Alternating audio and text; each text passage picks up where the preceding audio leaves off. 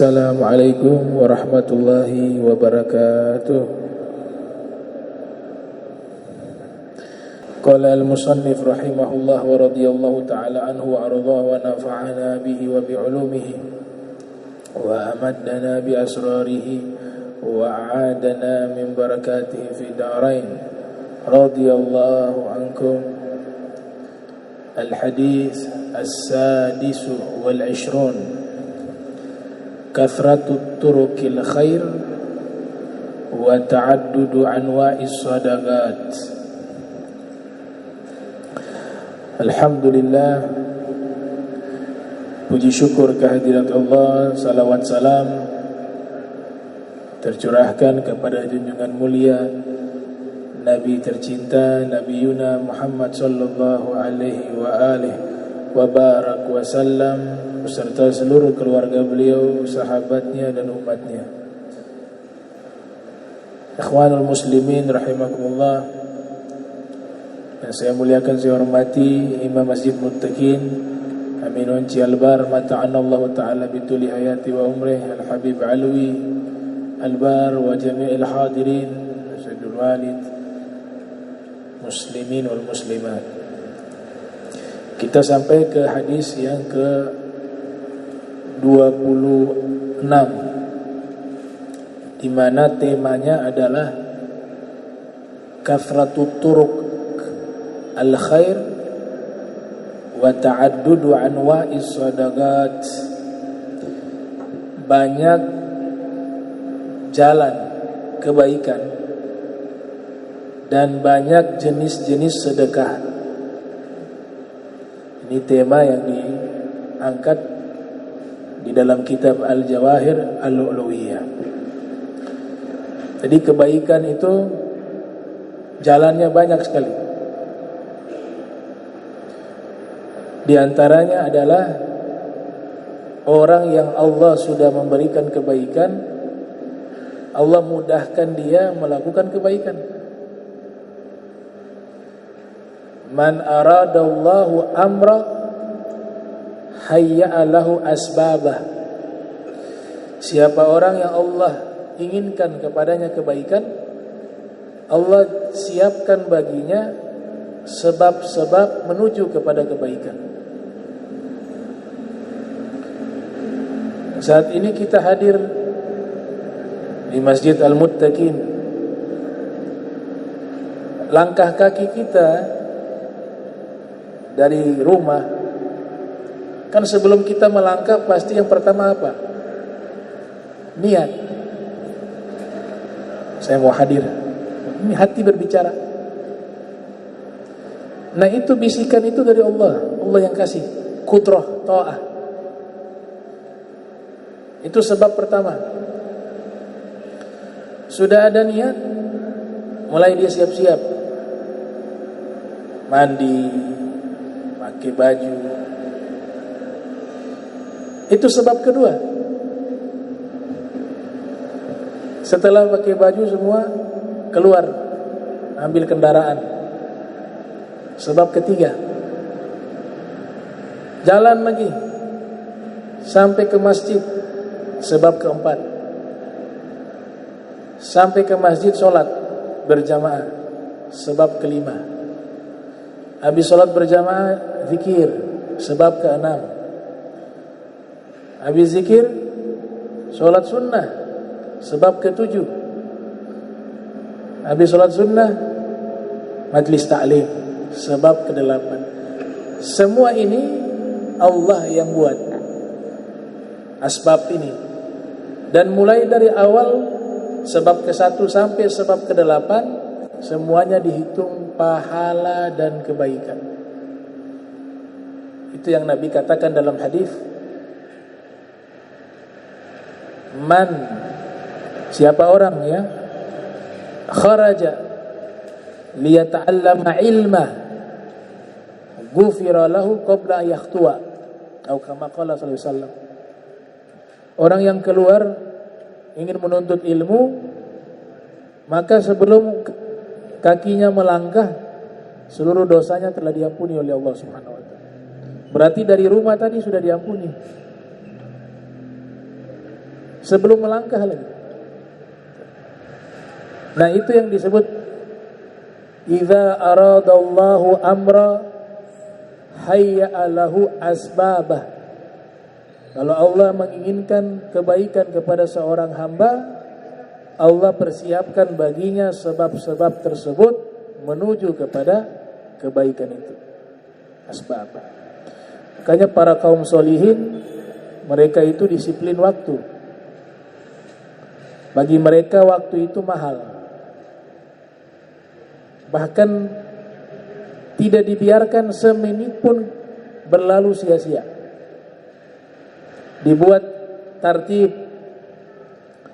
Sebelum subuh zikir yang dibaca zikir ini.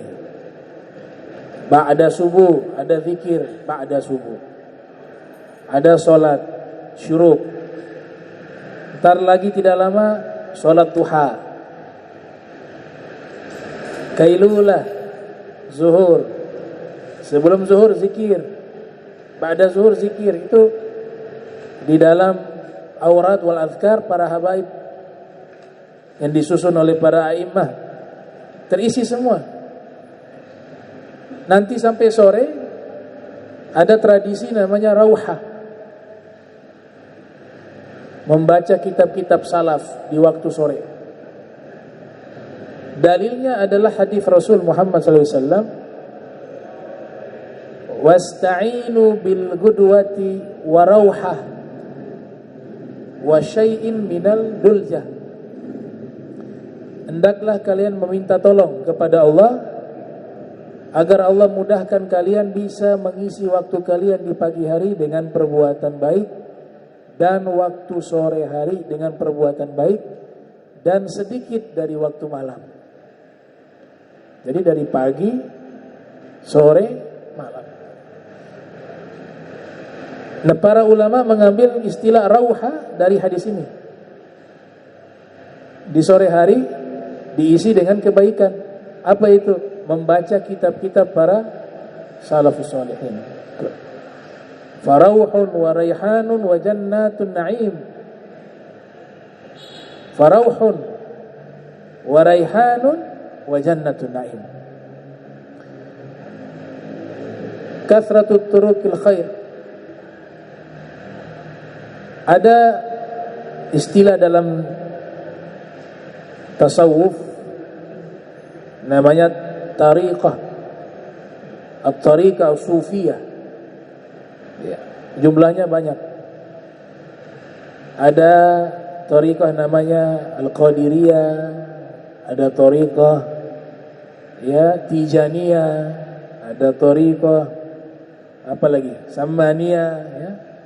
Ada tariqah alawiyah, ada tariqah saziliyah, ada tariqah rifa'iyah, ada ratusan tarekat.